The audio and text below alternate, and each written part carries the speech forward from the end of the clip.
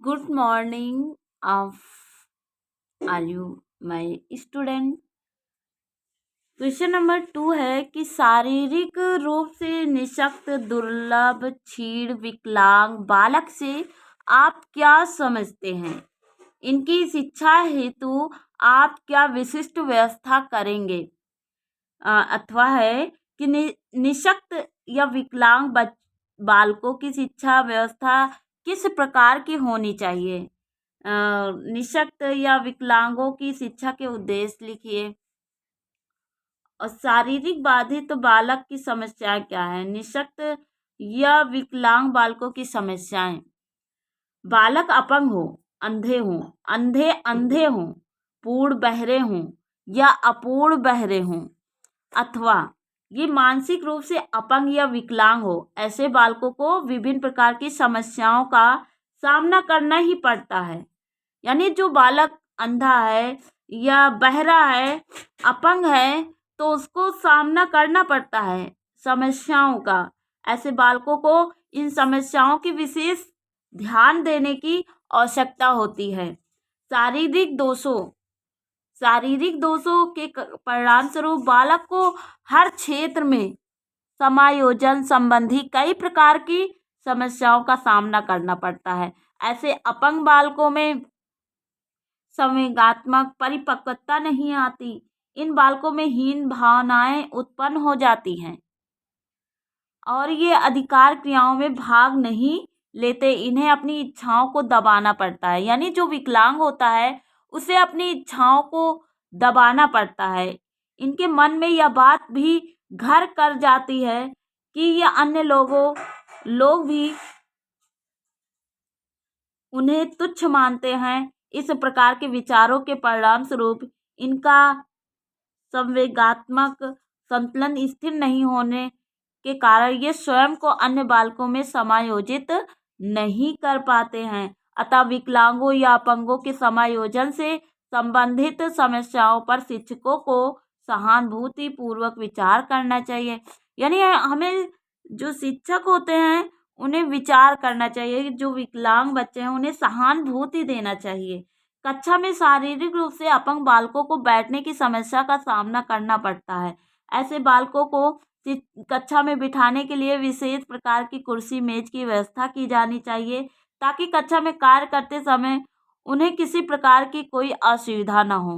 यानी जो विकलांग स्टूडेंट है उसके लिए हमें विशेष प्रकार के बैठने उठने का सुविधा करनी चाहिए ताकि उसे किसी प्रकार की समस्याएं न हो और जो पास में हो उसके इर्द गिर्द उनको भी समस्याएं ना हो। इसी प्रकार कक्षा में अंधे और अर्ध अंधे बच्चों को भी बैठने की समस्या का सामना करना पड़ता है। उन्हें श्यामपट्ट से इतनी दूर बिठाया जाना चाहिए कि श्यामपट्ट पर लिखे शब्द उन्हें स्पष्ट दिखाई दे। पूर्ण या अपूर्ण बहरों को सुनने की समस्या का सामना करना पड़ता है। कम सुनने वाले बच्चों को सामान्य बच्चों के साथ ही रखा जाना चाहिए ताकि वे अन्य बच्चों के ओठों की हलचल का अनुकरण करके कुछ सीख सकें। ऐसे बच्चे प्रायः उत्तेजक प्रवृत्ति के होते हैं। अतः ऐसे बालक बच्चों के साथ विशिष्ट प्रकार के व्यवहार की आवश्यकता होती है। जिन बच्चों में बोलने का दोष हो उन्हें बोलने का प्रशिक्षण दिया जाना चाहिए। शब्दों को बार बार बुलवाना चाहिए। दोषपूर्ण वाणी वाले बच्चों को हीन भावना की समस्या का सामना करना पड़ता है। अतः ऐसे बालकों के प्रति सहानुभूति पूर्वक दृष्टिकोण अपनाना चाहिए। इस प्रकार मानसिक रूप से अपंग बालकों को समायोजन संबंधी मुख्य समस्याओं का सामना करना पड़ता है, जैसे परिवार में समायोजन संबंधी समस्या, स्कूल में समायोजन की समस्या, समाज में समायोजन की समस्या। मानसिक रूप से अपंग बालक स्वयं को घर, स्कूल और समाज में कुसमायोजित महसूस करते हैं। उसे अपनी असफलताओं से निराश होने लगता है और वह कुंठित रहने लगता है। दूसरे लोगों की निगाहों में वह निम्न स्तर का बनकर रह जाता है। स्कूल में अन्य गतिविधियों में वह रुचि नहीं लेता। सामाजिक विकास में भी वह पिछड़ जाता है। समायोजन की समस्या अतिरिक्त ऐसे बच्चों को संवेगात्मक समस्याओं और शारीरिक तथा मानसिक विकास की समस्याओं का भी सामना करना पड़ता है। ऐसे बालकों संवेगात्मक रूप से परिपक्व नहीं हो सकते हैं। इनका मानसिक विकास भी सामान्य बालकों की तरह नहीं हो पाता है। उपरोक्त समस्याओं की ओर अध्यापक और माता पिता को ध्यान देना अनिवार्य है, ताकि ऐसे अपंग बालकों को घर, स्कूल तथा समाज में उचित रूप से समायोजन हो सके और वे किसी पर बोझ न बनकर अपने पैरों पर खड़े हो सकें। विकलांग बालकों के लिए शिक्षा। जो विकलांग बालक है, शारीरिक रूप से विकलांग बालकों की शिक्षा सामान्य बालक के साथ संभव नहीं है। इन विकलांग बालकों को अधिगम और समायोजन संबंधी विभिन्न समस्याओं का सामना करना पड़ता है। इन समस्याओं के परिणाम स्वरूप बालकों में हीन भावनाओं का विकास होता है। अतः विभिन्न दृष्टिकोणों से विकलांग बालकों को विशेष शैक्षणिक सुविधाओं की आवश्यकता पड़ती है। विभिन्न दृष्टिकोणों से विकलांग बालकों के लिए विशेष शिक्षा प्रबंधों का वर्णन निम्नलिखित है। अपंग बालकों की शिक्षा। पंगु या अपंग बालकों में शारीरिक दोष होने के कारण वह अपने शरीर के विभिन्न अंगों का सामान्य प्रयोग नहीं कर सकता है और यही दोष उनके कार्यों में बाधा डालते हैं। इस प्रकार के दोष बालकों की हड्डियों, ग्रंथियों या जोड़ों में होते हैं, जो दुर्घटना या बीमारी के कारण उत्पन्न हो जाते हैं। अपंग बालकों की वृद्धि लब्धि कम या अधिक हो सकती है। ऐसे बालकों की शिक्षा के लिए निम्नलिखित विशेष प्रबंध किए जाने चाहिए। नंबर फर्स्ट है, अपंग बालकों को मानसिक स्तर सामान्य बालकों जैसा होता है, अतः उन्हें उनके साथ ही शिक्षा ग्रहण करने और मानसिक विकास के अवसर प्रदान किए जाने चाहिए। नंबर 2 है, उनके शारीरिक दोष के अनुसार ही उनके बैठने के लिए कुर्सी मेज की व्यवस्था होनी चाहिए। नंबर 3 है, उन्हें विशेष व्यवसायों का प्रशिक्षण भी मिलना चाहिए, ताकि वे दूसरों पर बोझ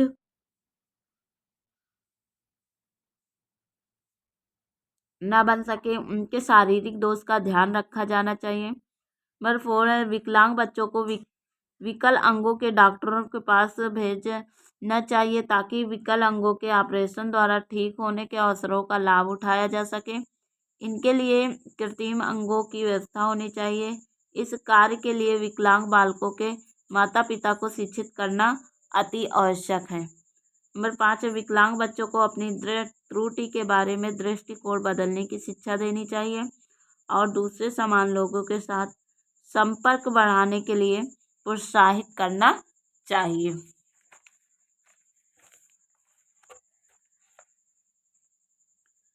नंबर 6 है, निःशक्त या विकलांग बालकों का संवेगात्मक समायोजन करना बहुत आवश्यक है। इनके मन में हीन भावना को दूर करना शिक्षा का केंद्रीय उद्देश्य होना चाहिए। नंबर 2 है, संपूर्ण और अंधों की शिक्षा। संपूर्ण रूप से अंधे या आधे अंधे बालकों की शिक्षा के लिए अध्यापक को निम्न प्रयत्न करने चाहिए। नंबर 5 है, इनका अध्यापन किसी ठीक हो सके तो इसके लिए इनको का प्रबंध करना चाहिए। नंबर 2, बिल्कुल अंधे बालक सामान्य शिक्षा पद्धति के अनुसार नहीं चल सकते हैं और न ही समान बालकों के साथ ये उसी प्रकार सीख सकते हैं, अतः इन्हें अंध विद्यालयों में भी भेज देना चाहिए। वहाँ पर ऐसे बालकों की शिक्षा के लिए विशेष विधियों का प्रयोग किया जाता है। नंबर 3 है, इनके लिए मोटे टाइप की पुस्तकों का प्रयोग होना चाहिए। नंबर 4 है, ऐसे बालकों की कक्षाओं में हवा और रोशनी का उचित प्रबंध होना चाहिए। इन बालकों की लिखाई पढ़ाई की आदतों में सुधार किया जाना चाहिए। नंबर 6 है, श्याम पट स्पष्ट लिखने वाले हो, ताकि इन पर लिखी हुई सामग्री को ये बालक उचित प्रकार से पढ़ सके। साथ ही श्याम पटों का स्थान इतनी दूरी पर हो कि बालकों की आँखों पर किसी प्रकार का दबाव न पड़े। पूर्ण या अपूर्ण अंधे बालकों को पुस्तकीय ज्ञान की अपेक्षा किसी हस्त कार्य का प्रशिक्षण मिलना चाहिए। नंबर 3 है पूर्ण बहरे या अपूर्ण बहरों की शिक्षा। बिल्कुल बहरे बच्चे वे होते हैं जिन्हें बिल्कुल भी सुनाई नहीं देता। ये या तो जन्म से बहरे होते हैं और या किसी रोग के कारण बहरे हो जाते हैं। कई बच्चे सुनते तो हैं लेकिन कम सुनते हैं। ऐसे बालक भी सामान्य बालकों की तरह नहीं सीख पाते। इनकी शिक्षा की निम्नलिखित व्यवस्थाएं होनी चाहिए। नंबर फर्स्ट है बहरे बच्चों के लिए विशेष प्रकार के स्कूल की व्यवस्था की जानी चाहिए। इन स्कूलों में विशेष प्रविधियों द्वारा प्रशिक्षण दिया जाना चाहिए। कई शहरों में ऐसे स्कूलों की व्यवस्था भी है जैसे गुड़गांव, रोहतक, दिल्ली आदि। ऐसे बालकों के माता पिता का शिक्षण भी आवश्यक है। ऐसा एक स्कूल अमेरिका के लॉस एंजल्स में जॉन ट्रेसी की निदानशाला है जो डाक द्वारा ऐसा प्रशिक्षण देती है।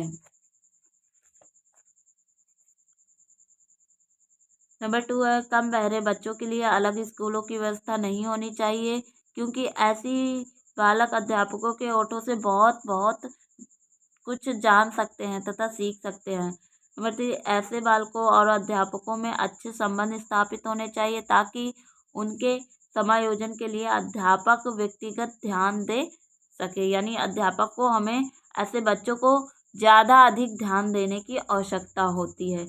नंबर 4 है हकलाने वाले या दोषपूर्ण वाड़ी वाले बालकों की शिक्षा। दोषपूर्ण वाड़ी हकलाना, तुतलाना, बहुत धीरे बोलना, बहुत मोटी आवाज़ में बोलना या बिल्कुल ही ना बोलना इत्यादि दोष शामिल होते हैं। अस्पष्ट बोलना भी वाड़ी दोष में सम्मिलित है। इन दोषों के कारण बालकों में हीन भावना, आत्मविश्वास की कमी, संवेगात्मक अस्थिरता आदि का उत्पन्न होना स्वाभाविक है। अतः ऐसे बालकों की विशेष शिक्षा का प्रबंध होना अति आवश्यक है। इसके लिए निम्नलिखित कदम उठाए जा सकते हैं। नंबर फर्स्ट है इनके साथ सहानुभूति पूर्वक व्यवहार होना चाहिए। अध्ययन की गलत आदतों पर नियंत्रण करना आना चाहिए। नंबर 3 है शल्य क्रिया के दोषों का शल्य क्रिया द्वारा इलाज करवाना चाहिए। नंबर 4 है विशेष शब्दों का उच्चारण बार बार कराया जाना चाहिए। नंबर 5 है कई बार बिल्कुल न बोलने वाले बालकों को या तो बिल्कुल ही सुनाई नहीं देता है या फिर वे कम सुनते हैं। बोलने और सुनने में गहरा संबंध होता है। अतः ऐसे बालकों को श्रवण सामग्री द्वारा सुनने के योग्य बनाकर उनकी वाणी में सुधार किया जा सकता है। नंबर 6 है बालकों को बोलने का उचित प्रशिक्षण दिया जाना चाहिए। यानी जो बालक हकलाते हैं या उनके आवाज़ में कोई दोषपूर्ण होता है तो हमें प्रशिक्षण दिया जाना चाहिए। बालक जो होते हैं उनको बोलने का प्रशिक्षण देना चाहिए। नंबर 5 है निर्बल बालकों की शिक्षा। ऐसे बालकों को कोई रोग या इनमें कोई शारीरिक दोष तो नहीं होता परंतु इनका स्वास्थ्य इतना सुदृढ़ नहीं होता। स्वास्थ्य का इन्हें विशेष ध्यान रखना पड़ता है। इस निर्बलता का कारण दोषपूर्ण पालन पोषण, असंतुलित भोजन या छूत के रोगों का आक्रमण होता है। ऐसे बालकों की शिक्षा के लिए डॉक्टरी परीक्षण और मनोवैज्ञानिक ढंग की प्रशिक्षण विधियों की व्यवस्था होनी चाहिए। ऐसे बालकों को संतुलित भोजन व अन्य स्वस्थ पालन पोषण आवश्यक है। नंबर 6 है मानसिक रूप से पिछड़े बालकों की शिक्षा। मानसिक रूप से विकलांग बालकों की शिक्षा के लिए निम्नलिखित सुझाव। नंबर 1 है अध्यापक द्वारा विशेष ध्यान दिया जाना चाहिए। नंबर 2 है मानसिक रूप से पिछड़े बालकों के माता पिता को शिक्षित करना आवश्यक होता है। नंबर 3 ऐसे बालकों के लिए विशेष स्कूल या अस्पताल होने चाहिए। नंबर 4 इन बालकों के शिक्षण के लिए विशेष शिक्षण विधियाँ अपनाई जानी चाहिए क्योंकि सामान्य शिक्षण विधियां इन बालकों के लिए अहितकर हो। नंबर 5 है मंद बुद्धि वाले बालकों या मानसिक रूप से विकलांग बालकों का पाठ्यक्रम भी विशेष प्रकार का होना चाहिए। इनको किसी हस्तकला का प्रशिक्षण दिया जाना चाहिए, इनके लिए लाभकारी हो सकता है। नंबर 4 है संवेगात्मक और सामाजिक रूप से विकलांग बालकों की शिक्षा।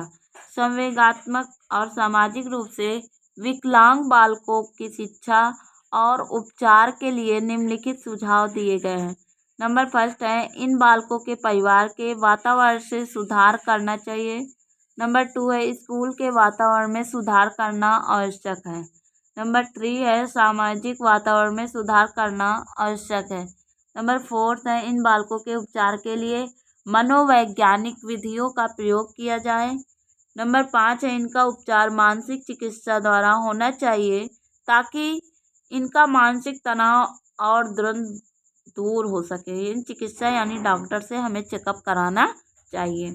नंबर 6 है इनके लिए विशेष बाल न्यायालय होने चाहिए जहां पर कदाचारियों का बाल अपराधियों के मामले तय किए जाए। कर्मचारियों के लिए सुधार विद्यालयों का होना भी अति लाभकारी सिद्ध हो सकता है। उपरोक्त विषयों द्वारा विभिन्न प्रकार के विकलांग बालकों की शिक्षा और उनके उपचार का प्रबंध करने में अध्यापक अपना योगदान दे सकता है।